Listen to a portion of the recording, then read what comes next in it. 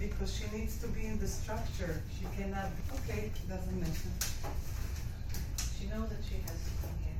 She knows, but she is stuck with them in another process. I really don't understand. She's somewhere in a printing place, and they couldn't fix her the looper, and it's a whole. Okay. We'll just. Can you? Should I? We can hear you without it. Yes, without it. Yeah. Listen. Okay, so I apologize. I apologize for reading my session, but it's meant to be with someone else that needs a structure. So we did it this way. Okay. So my story is a story of healing. My name is Orly, by the way, Orly Ginosar, and I come from Israel. I probably invented it when I was a little child, but I realized it only years later. I remember sewing paper dresses, designing my dolls from rags, drawing, painting, and singing were my points of escape. At the age of 22, being a student of medicine, I was killed in a car accident. After being clinically dead, I understood that being in bed for a whole year is not easy, and I went back to my old habit, creativity. From then on, I used my art as an ultimate way to survive. When my eldest child was born, and we were a young couple struggling with expenses, I knew that I would design and sew clothes and furniture for the family. Slowly, I built our small loving nest. But nothing prepared me to the mission of my life. When I was 32, I was injured in a second car accident and soon after gave birth to my third child that was born like the others in a C-section. She was beautiful and sweet, but it took me so little to understand that she is different. At the age of 3.5, not yet speaking, I have decided to take on one step forward and try to think what will be the most creative and efficient way to help her. I felt I had to reinvent myself, to be truthful to my senses. By the way, she's here and it doesn't make any sense, my lecture without the other part. Music, M-U-S-I-C. Those were and are the magic letters that popped in my head. A tonal language should be perfect. It has more expressions, no barriers, everyone understands it, and it might stimulate our parts in the brain.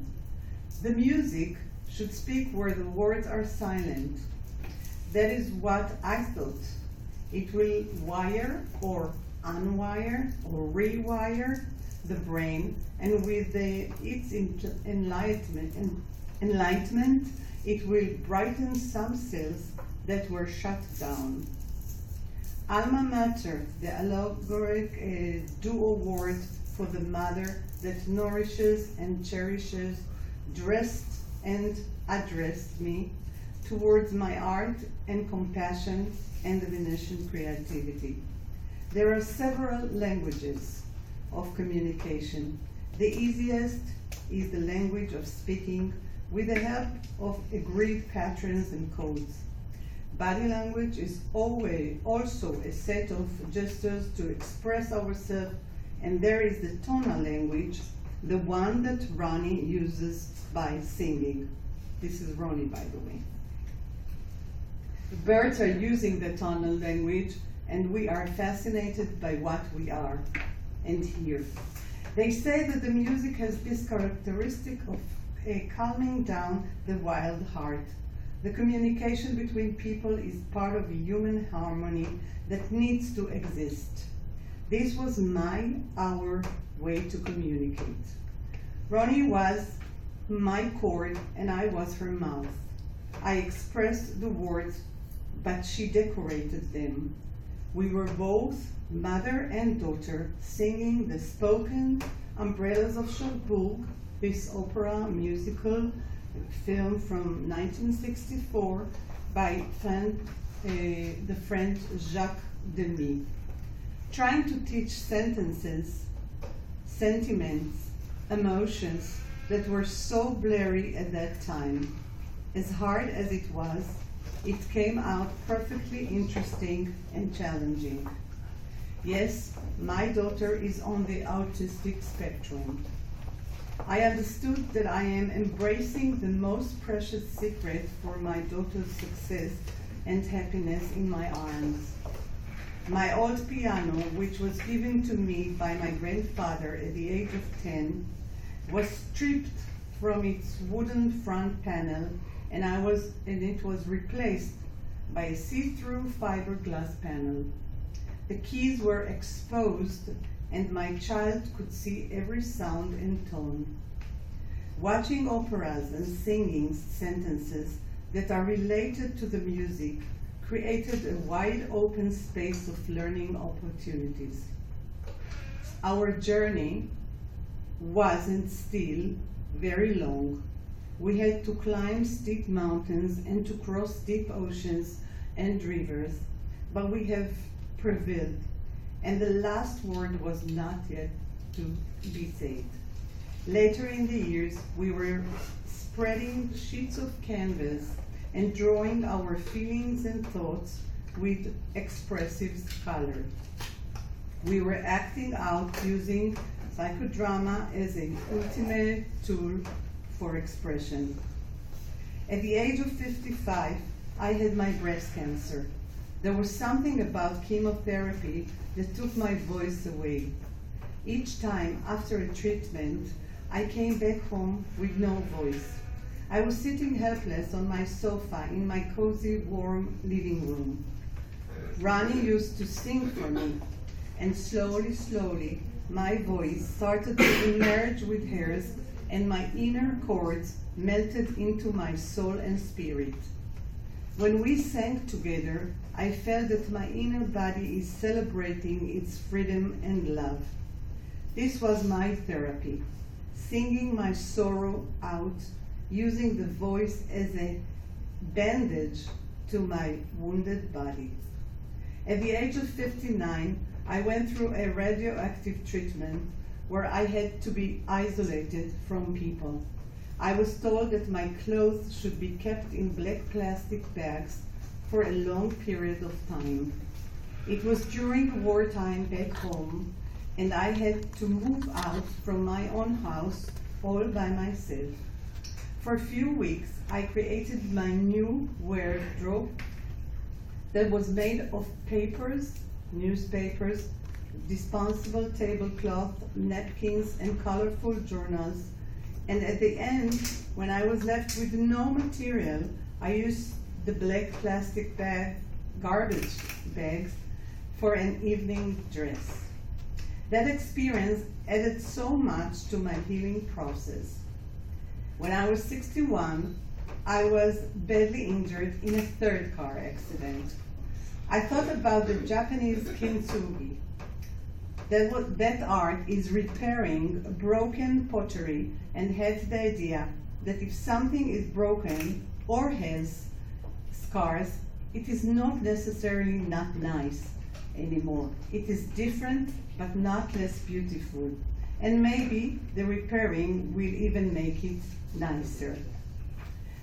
It was my kintsugi where the god is repairing the broken part of heart, soul, spirit, and mind.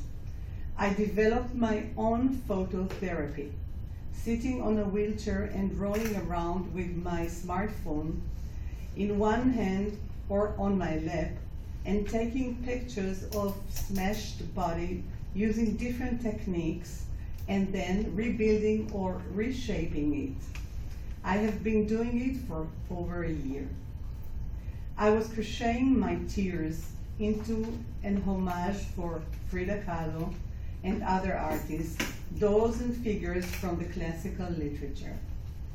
The post-traumatic transformation that we as humankind experience, like all other abstracts in the universe, reveals a kind of very deep beauty and conscience of the perfect or splendid and the non-perfect. embracing damage or illness, disability or sorrow by healing it in a creative way is the ultimate path of healing our physical body, spirit, and emotions. Reason cannot defeat emotion, and emotion can only be displayed or overcome by a stronger emotion. Baruch Spinoza. Thank you.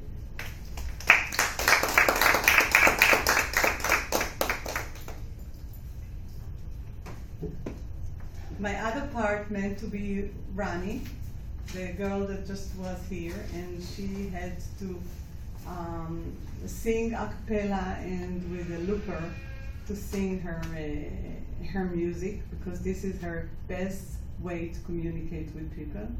And this was our best way to take her from a certain place, let's say, because on the autistic spectrum you have so many kinds of levels, and to just grow her slowly, and to bring her to the top, and not yet to the done. Just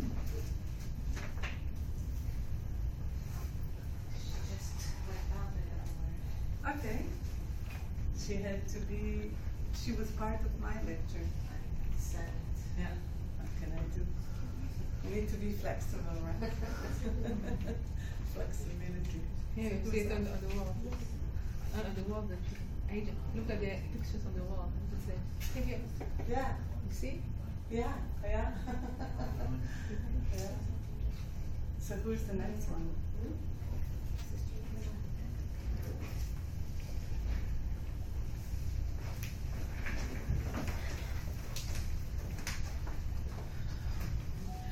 Hi, good morning. I'm sorry I'm a little late, and I missed a lot of Ollie's talk today.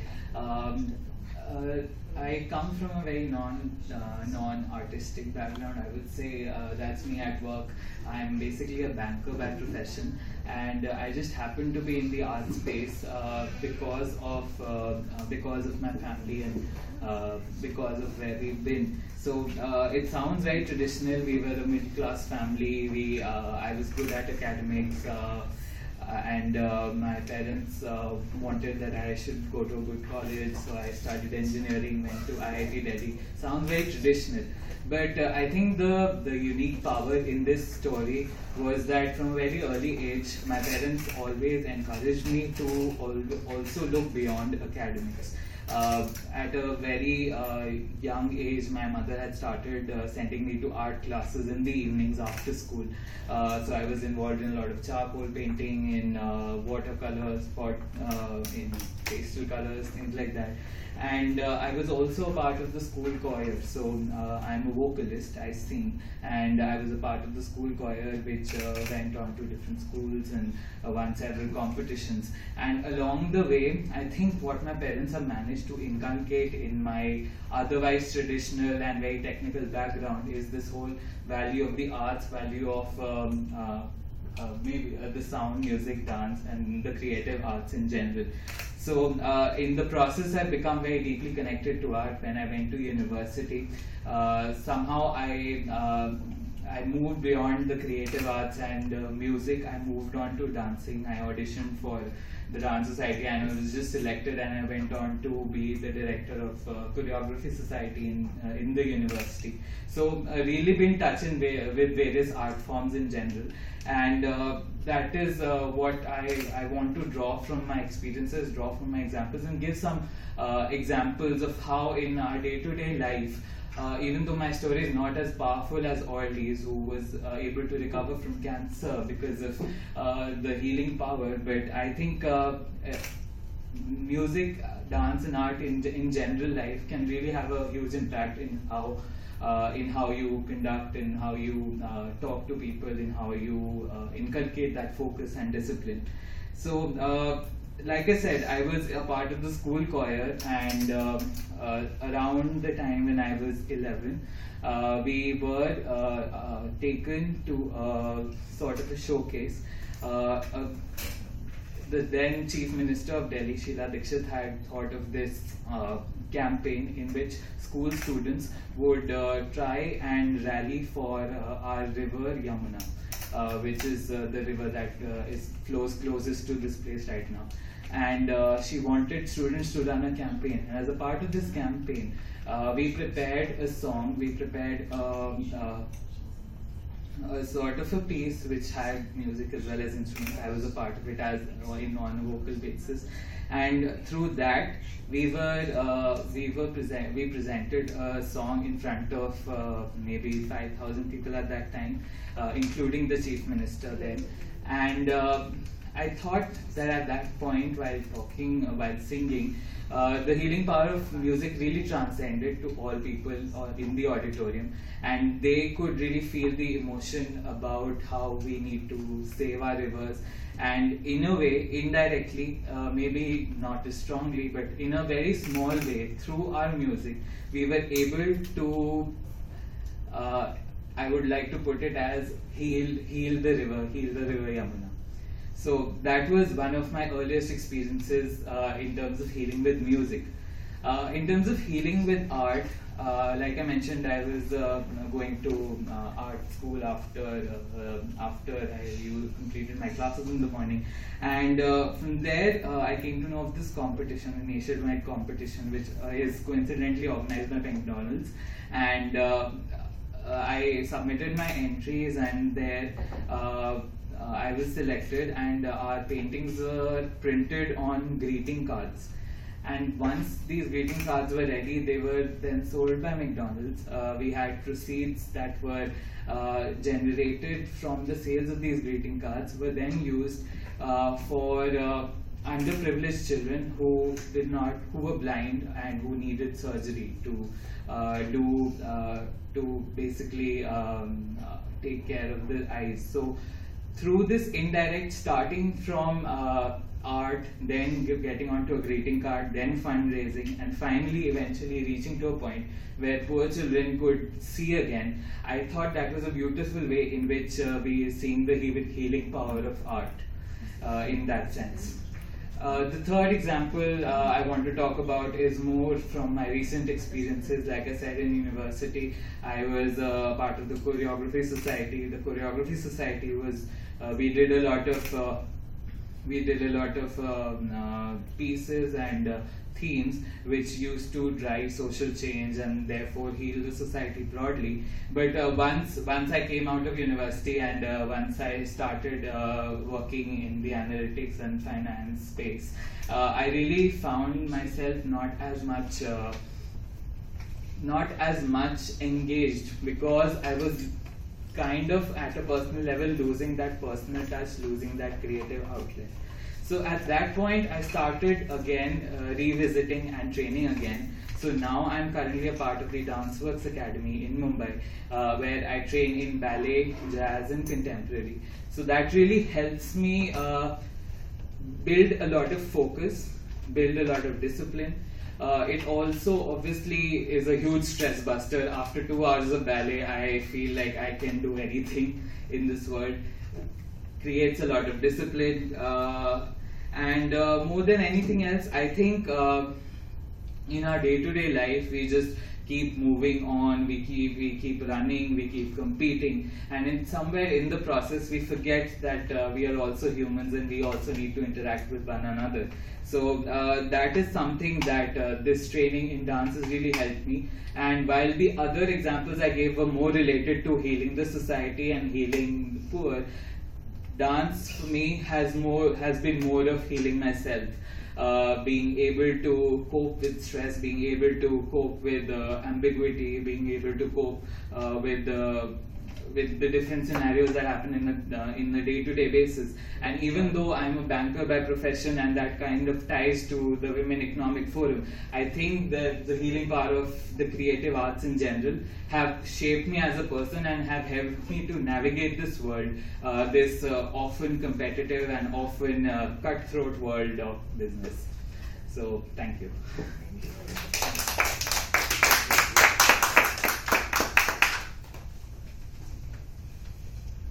I think we're like out of speakers right now, so if anyone has questions for me or Orly or anyone, we can.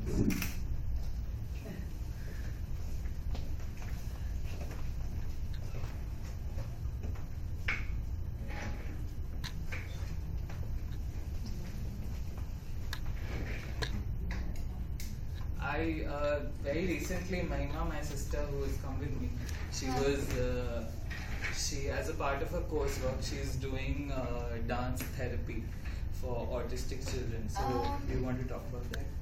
Basically, I'm in college. I'm studying home science from Lady Irwin College in DU, Delhi University. So basically, as a final year student, I have a course named Children with Disability.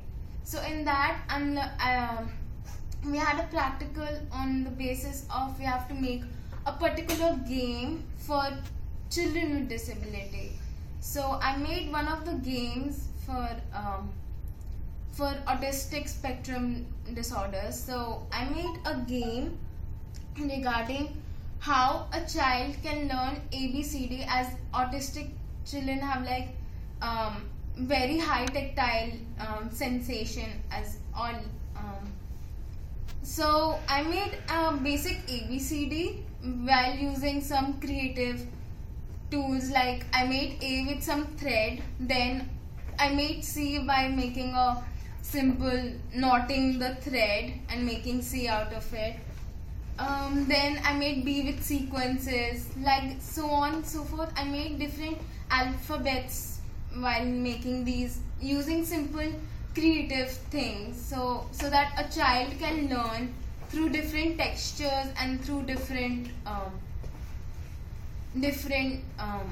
textures, and also see different things that are present in surrounding a person. Like I also use several household things which are present around me. Like I use basic pulses to make some alphabets out of it. So I made that. And also I'm also learning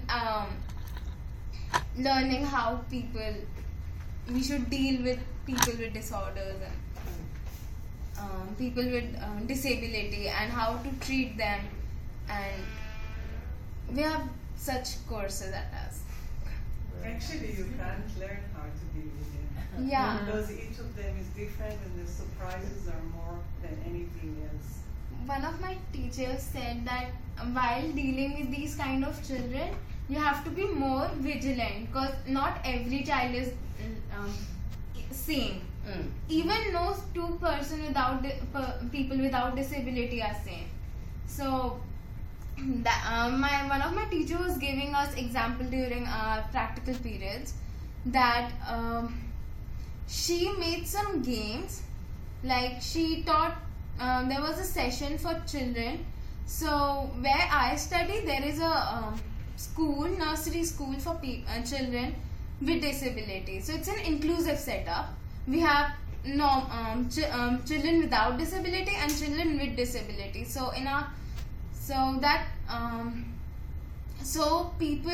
children can learn how to deal with them and how to not use discriminative ways to just judge them.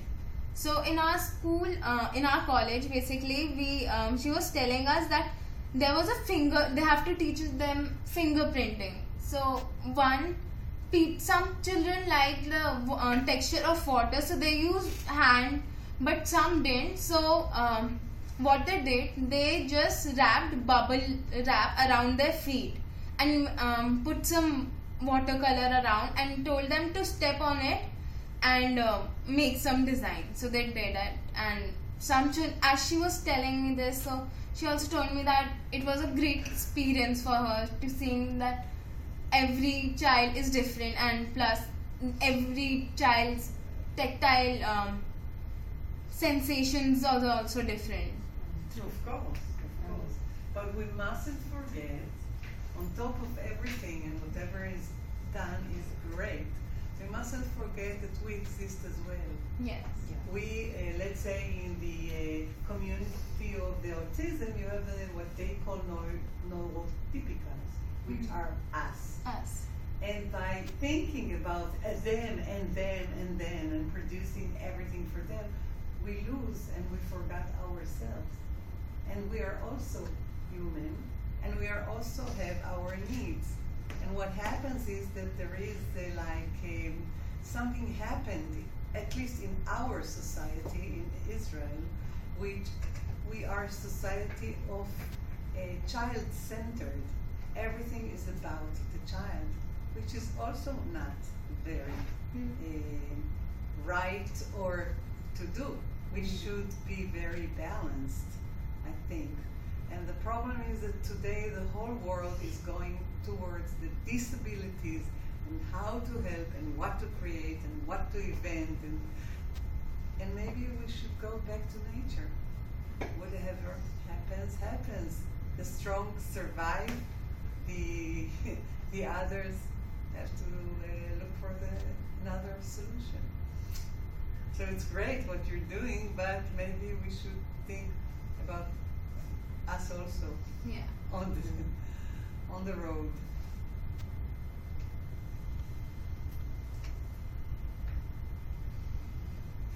When she spoke, I thought. So is Ronnie your daughter? Rani is my daughter, yes. She's the one that was here. Somehow we work together once in every time. I wrote a book about autism that I can pass here and show you if you're interested just to see. A book that starts from another point of view, like trying to explain the autism in a creative world. I don't know. So Orly, she has. Does Ronnie have autism too? Yes, That's yes. what I was trying to. She is autistic on what we call savant, which means that not a lot of people like her exist, where part of the brain is like amazingly genius, and the other one is not functioning at all due to skills life or there is no learning, there is no. I mean, things can happen today, and then everyone will understand that if it was yesterday, maybe I should be aware to that, and today is another day, but I should learn from something. There is no learning skill. She looks perfectly normal, she's beautiful, but her disability is transparent. And this is one of the problems. And people comes to her as if she was like anyone else. You can also be hurted by her, and I'm still. But this is the problem. There is no, I don't know even how to define it. As I said, something is unwired there. Right. So like not making connections. No connections. So you're in Israel. You mentioned that there's not very support for the mothers, for the parents. Okay, in Israel we have a huge support for everyone. We're actually very advanced in our support for children, babies, they grown up, but in her case, she's too developed, too far too So she's developed, unqualified. and she too qualified. So there is no answer for people like her because she's not qualified. As for the parents, I think that we have support. It's not true to say that we don't have support. But I think I have a theory that mothers to autistic children develops, let's say, breast cancer very easily.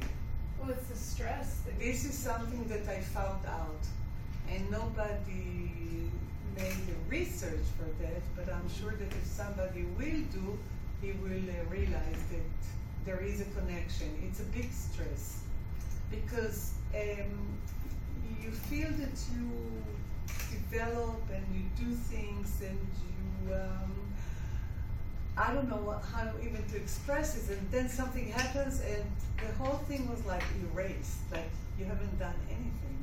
It's like what Sisyphus that he pushed the stone and he pushed it and nearly got there, and then it I cannot even express it. I lived with her in the United States. She got a scholarship and we went to Boston. That was the hardest time. There I saw how unbelievable is this disability. Can you give us some example Of what? Why it's so difficult? What exactly her behavior? What is the difference? Her behavior is very bizarre. So she's not my carte de visite. So I don't apologize. I know people can get very insulted, but I made a decision. Me is me. I gave the genes, but other than that, I did my best. I cannot. But first of all, she's like a little child, which will tell you straightforward what she thinks about situation, about you as a person, about the environment, about what happens. Second, the thing with the noise. No, she cannot support noise. So we live in a world with noise. Excuse me, what can I do? This is not my invention. This God or whoever created this universe did it. So she cannot stand the sounds, things like this. People are not on pitch. Have you ever heard about it? Okay, if you have a voice that is not on pitch, she cannot communicate with you. How can you create a voice on pitch? What is a voice on pitch? What do you mean a voice? That you are low as a fish. Everything is like in the right tune. When we sing a song and we know the original, so of course we know that we are not on the right tune and pitch, right? But when I speak to her, how can I know that she hears it in a way that she cannot stand it? She can just shout and she doesn't know. It hurts her body. It's like a wound. So she cannot support it. Everything is like outside. The whole thing is outside. Now she is not independent, of course, because she's 30 years old and she could be normal as anyone else. And no, she's not. And I have to travel with her and I have to do things that usually people at the age of 30 does already. Now, but she can go out alone. She can make friends. She can go out. She can manage alone if she is in Tel Aviv. She can manage. She can manage, but speaking about friends, this is not the issue. She really not really in love with people, or she doesn't need people around her, or she will choose to be by herself. She will not choose to communicate. But she's so intelligent that she knows how to bypass this. And she will tell you that she doesn't know how to create a conversation. She won't tell you that she basically do not like to communicate. But she will always find a bypass to excuse it. But that happens because she's highly functioning. This is the problem. Now about, she drives, by the way.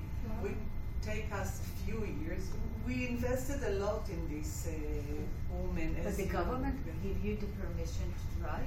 Yes, of course. She is absolutely capable to do these kind of things because she's not retired. She's not retired. She is highly, highly, highly intelligent.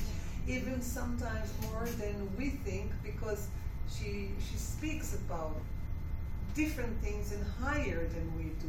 She sees the world in a very clever, amazing way, but not academically.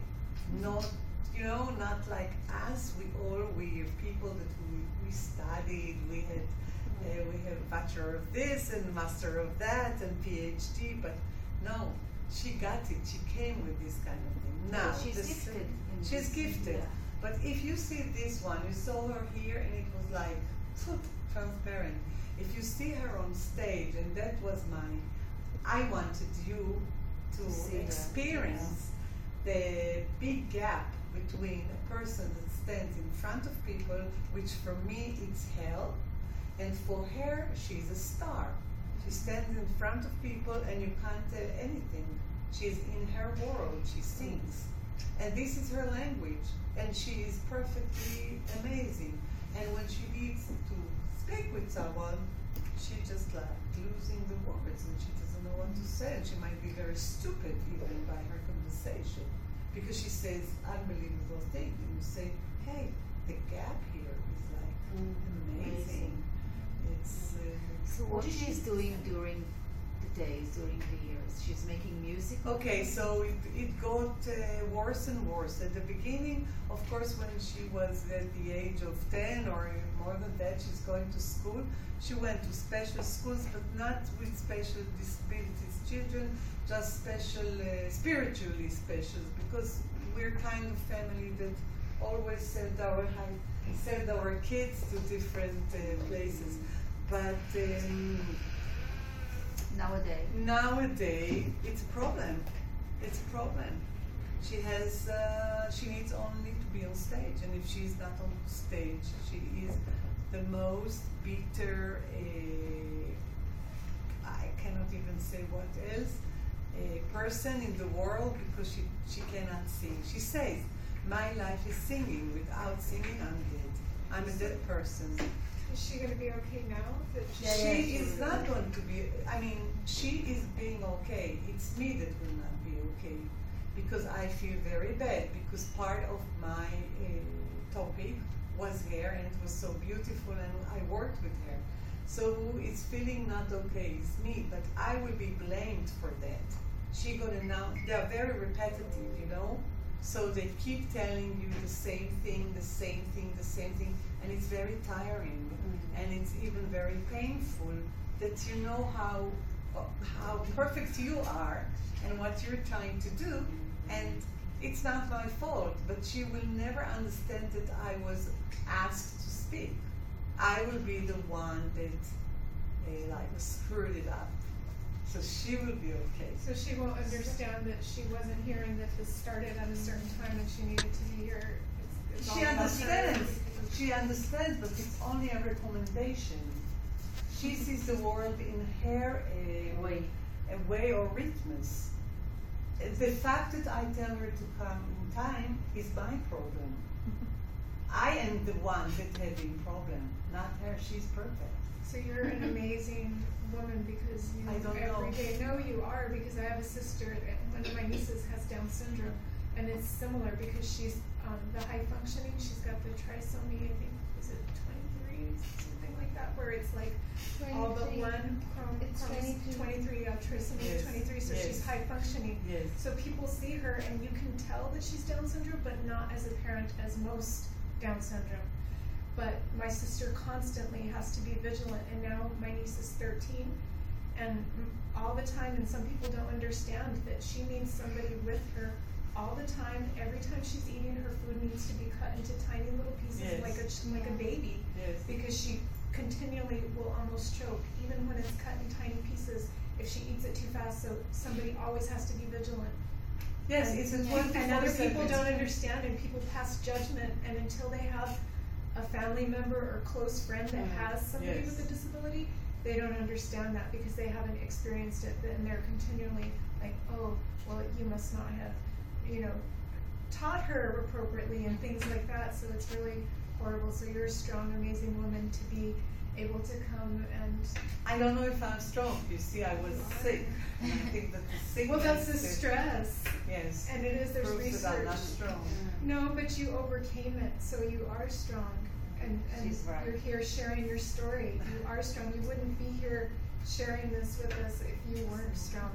And it's amazing and impressive that you even got your daughter to be able to come to this. I thought it would be nicer for her father to have some relief, because we are 24/7 with her. Mhm. And we need to swallow a lot of things that both of us are really getting older and could not cope with it. So we're sharing. So sometimes he has his, A break and sometimes I have my break. So now it's my mission to survive and, to smile. Can you take a break some to time, holidays? No, I cannot take a break. I can take by myself. So I'm a world traveler, and I used to travel a lot with my art, but always by myself. And no, somebody has to be with her, and she has 3 brothers and sisters, but unfortunately they don't live in Israel, so they cannot support. And to say the truth, not everybody can support it. It's a really 24/7, and it's the whole time. It's the repetitive. This is what we wanted you to see. She's using a looper. Yeah. And the looper is a kind of instrument that is repetitive. And she records herself and then she follows the recording, and that symbolizes her because it goes. And sometimes she smiles and she says, "Wow, this is like me." I say, "Yeah, and you're tiring." What about her sleep? She gets good sleep, you know?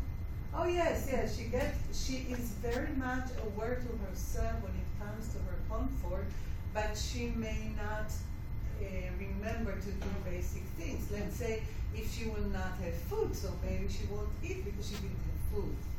Okay. Or she won't take medicine because she didn't have, you know?